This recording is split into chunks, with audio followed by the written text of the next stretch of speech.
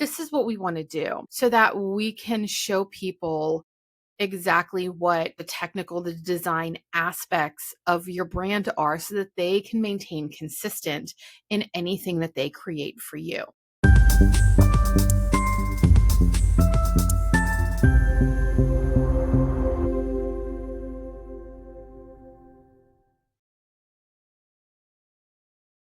Hi, internet friends. Welcome to the Dana Show, where we BS about business and branding. I'm your host, Dana. Today, we are talking about a brand board, and I'm going to walk you through exactly how to create a brand board on Canva using the free version. So I can show you that you don't need to have the paid version, which a lot of people don't need if you're depending on what you're creating. So I have the paid version, so this is a separate account. So the purpose of a brand board is to give anyone who's doing any kind of branding work or design work with you to make sure that they completely visually understand everything about your brand that they need to know.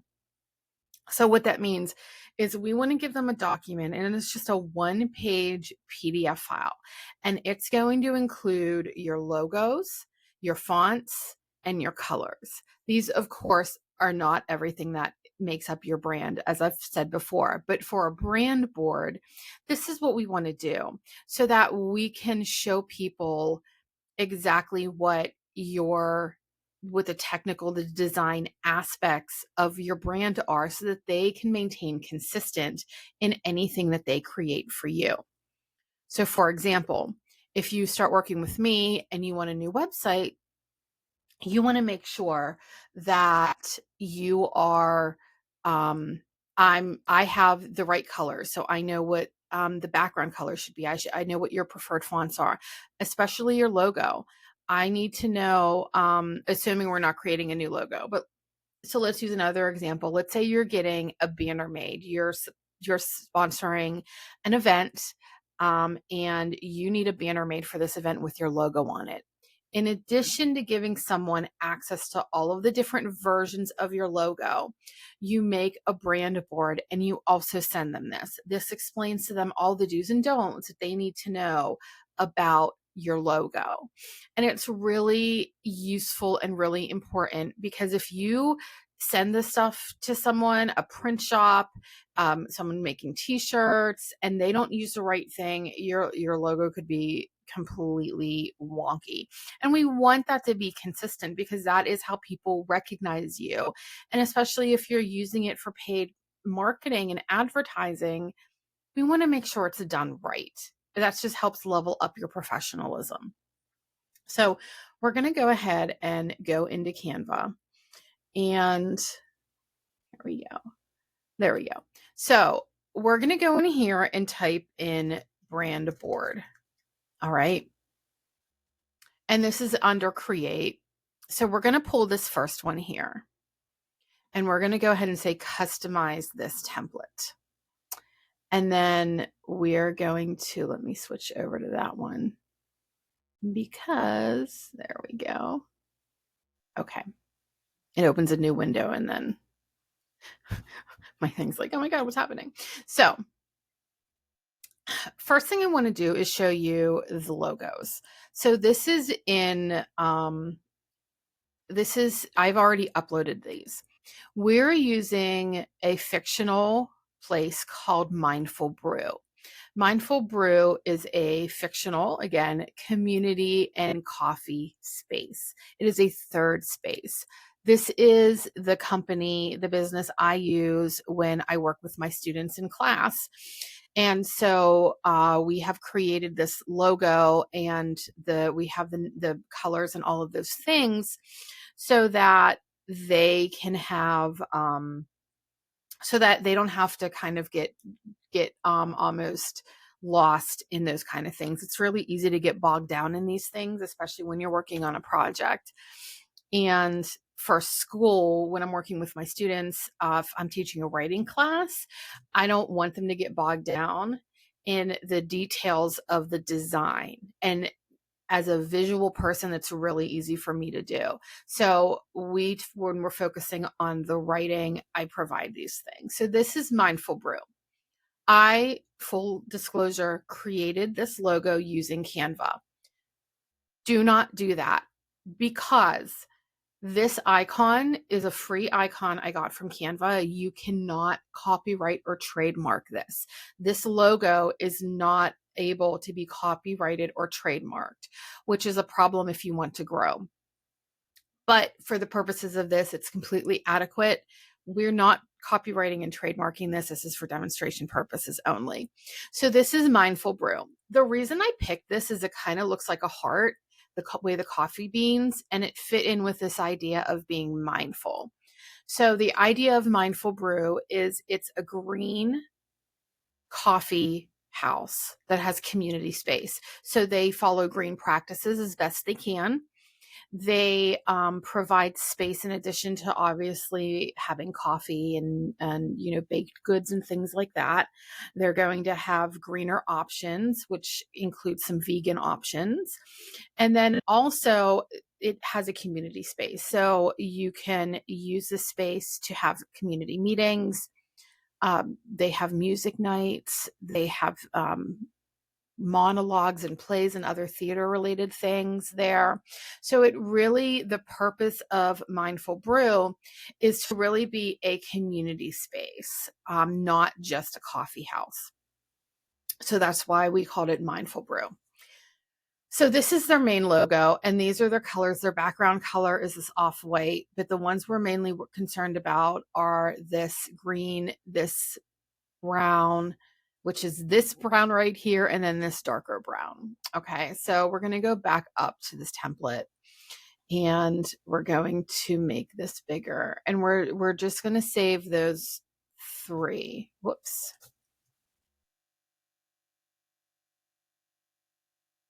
Okay, so I have these written down.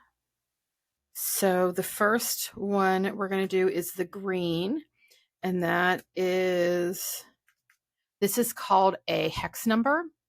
This is a number that we use when we are doing design. It makes it easy for everyone to see, to be on the same page, to make sure they have your branded colors.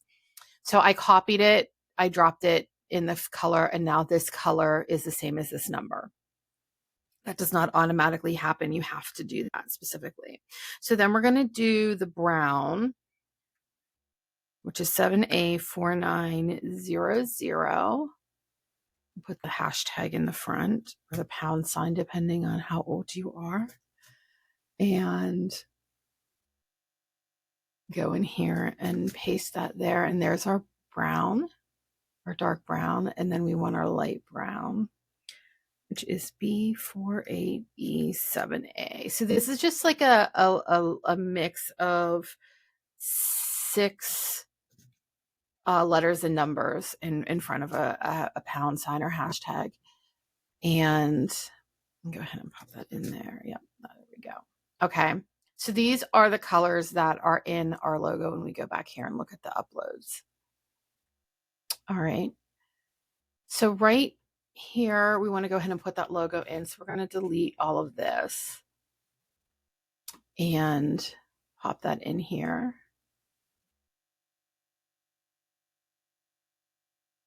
When you get this, it will be better quality. When you get this from a designer, again, this is for demonstration purposes. This isn't a really perfect version. So we're just going to pop that right here in the middle. This is our main logo. Okay.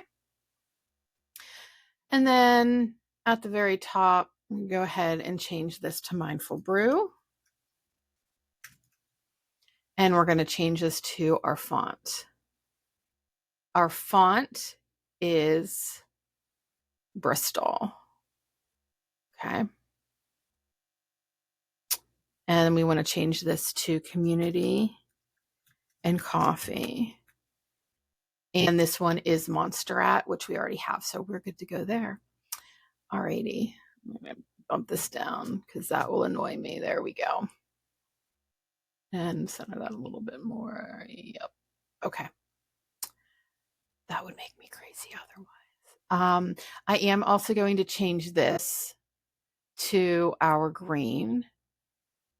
which is from our, it would be nice if I pop that up, which is this one.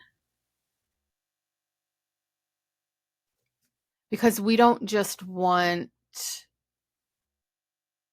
this, we want the whole thing to be branded. Okay, we're going to change it to that. And I don't mind this little background one. I don't mind being that color. So our fonts, this one on the right is already Montserrat Classic, which is the same as Montserrat. So Montserrat, I can never, Montserrat. Okay. And then this one we want to be Bristol. So we're going to change the name of it here to Bristol. And then we're going to highlight and change it to Bristol as well as this. So this is your header font. This is a font you use sparingly. This particular one isn't super easy to read, which is fine because of the way we're using it. But you want to make, this isn't something you would want to write a whole document in or a whole ad in. It would be really, really hard. You would not want your whole website to be this font. It would be very difficult for people to really read it. You want to make it easy to read. So that's why we use the Montserrat. It is pretty consistent. It is a basic, but I like it. It's classic. It's the one that I use in my own marketing. So we want to make sure we use it there. This could be changed to that if we wanted to. I'm not as worried about it, but let's go ahead and change that just so we're consistent across the board. So we'll change all of this to this font. Oh, here, change all. Okay. Just a, yep. And this we're going to delete. Okay. So this is what we have so far. Mindful Brew, Community and Coffee, and then the logo, the font information, the color palette information. And then instead of a mood inspiration, which does have a place depending on what you're doing, but in this case, we want this to be, we want to share our specific logos. So we're going to change that to logos. And then we're going to go ahead and start popping in these logos. So I'm going to start with Mindful Brew, the regular, whoops. No, I just wanted you to come down. There we go. Let me go ahead and I'm going to crop this down. Make this a little bigger. And then we're going to do all 3 color versions in a row. So the reason I have multiple color versions is because you want to have this version, which has the colored background. We want to see what this looks like on a white background. And we also want to see what this looks like on a dark background. Okay. And that's important depending on what your project is. So if you're having t-shirts made, and sometimes when you're doing a t-shirt, you're sponsoring an event, so you can't pick the color of the t-shirt. You might be sponsoring an event where they have a bunch of their sponsors on the back, and let's say they use a navy blue t-shirt. Well, this is what you would use on that. This is how it would look on that dark color. Because the colors I picked have enough contrast with the dark and the light, we don't need to have 2 versions of the color t-shirt. Sometimes you do. It depends on what you pick, because you want to have enough contrast that people can actually see it, depending on what color background it's on. So we have this with our light brown background, our tan background, a white background, and a black background. So this is telling whoever's doing design work, this is how this is intended to look. So make sure that this is accurate, this is appropriate. And then we want to have a black and white version on a dark background and on a light background. So we want to make these the same size, roughly. Okay. So I'm going to actually put this one here.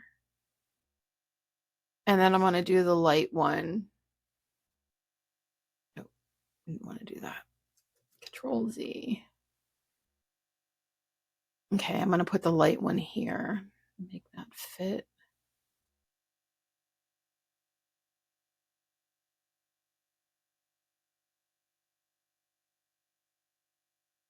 Might be a little. Okay. To give you a general idea. And I'm going to actually drop these down just a little bit because we want to add some content, some text. And then lastly, this is your social media profile. It needs to be square. And we always include this. Well, it's your brand board. It should have all of this information on it.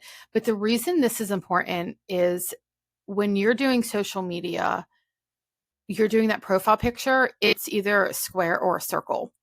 This would not show up very well in there. It would be way too small because a lot of times when someone is on social media, they're on their phone. And when they're on their phone, it's even smaller and like so tiny. So you want to have something that's easily recognizable when it's very small. So that's why we have this version. When I do create this out of someone's logo, I actually will put a circle behind it in the design program to make sure it fits in a circle, because some social media profiles are circles and some are squares, and we don't want to have two versions. We're just going to use the one version and make sure it works for both. So, and then we need to label these. So we're going to go ahead and add some text, and we're just going to do subheading. We're going to do this in Montserrat. So we're going to call this full color word mark. Okay. Word mark is exactly this. It has the words in it. That's what we call it. This would be a brand mark that doesn't have any words in it. We're going to just duplicate this and put one behind under each of these.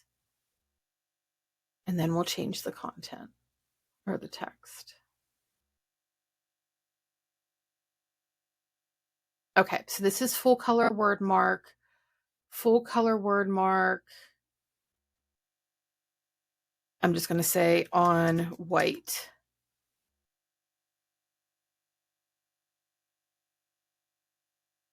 And here I'm going to say full color on, I'm going to say dark background. You might have to make these smaller. On, let's say light background.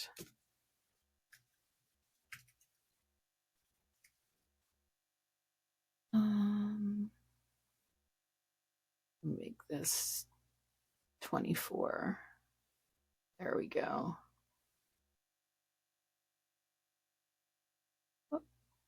And we'll do the same with this one.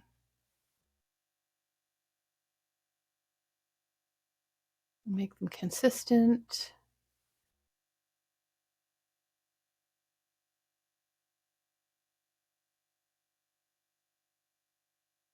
Okay, so this is full color brand mark, and I'm going to have right and social media profile. All right, that one I don't mind being 2 lines because there's space below it. And this is black and white on dark background.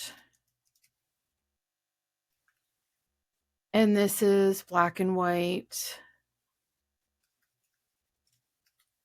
on light background. All right, and I'm okay with these two going 2 lines because they're spaced down here. And I'm going to delete this bottom one. So the reason we do the black and white versions on the light and on the dark is because sometimes you're in a situation where their color printing is not an option. If you're sponsoring a theater production, a community theater production, and your logo appears in the program, a lot of times the entire middle section of it is in black and white. So you want to make sure that you are sending the right logo and that they understand what the different ones are and for the different purposes.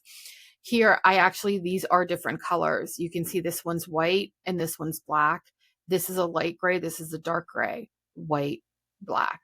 I think they're all dark grays. They're all different variants of gray, but these ones are different. Whereas this one, I went ahead and kept it the same colors. I think it's readable enough on the dark background. So these are 6 versions of the same logo, right? You have one logo, but you have 6 versions. And this should be standard for all of your logos, especially if you're doing sponsoring work, if you're doing anything where it might appear on different colored backgrounds. That's really important. But just look at how great this is. We'll make this a little smaller so we can see the whole page. Look how great this is. You download it as a PDF file and you just email it to whoever you're working with. And depending on what you're doing, you might just send them the specific logo they need.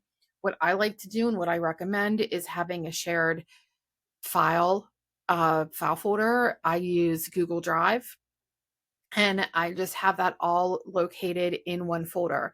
In addition to, I would keep this PDF file in there, all of the versions of my logo, including PNG, JPEG, SVG. If you have a vector logo, that vector is one that can be made as big or small as needed.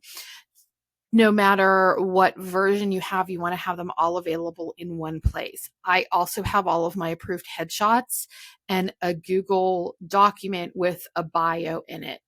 And that way, anyone I'm working with, I just send them that folder and they can pull out of it what they need. It's also really great if you are appearing in any kind of earned media. And by earned media, if you're in a newspaper article, if you're appearing on TV, a podcast, radio, anything like that, where they want to have a bio, or even if you're at a speaking event, they want to have a bio of you, they want to put a photo, a headshot of you, maybe in addition to your logo. I just keep all of that in one place. And anytime that happens, I can just send them the link and then they can download whatever they need.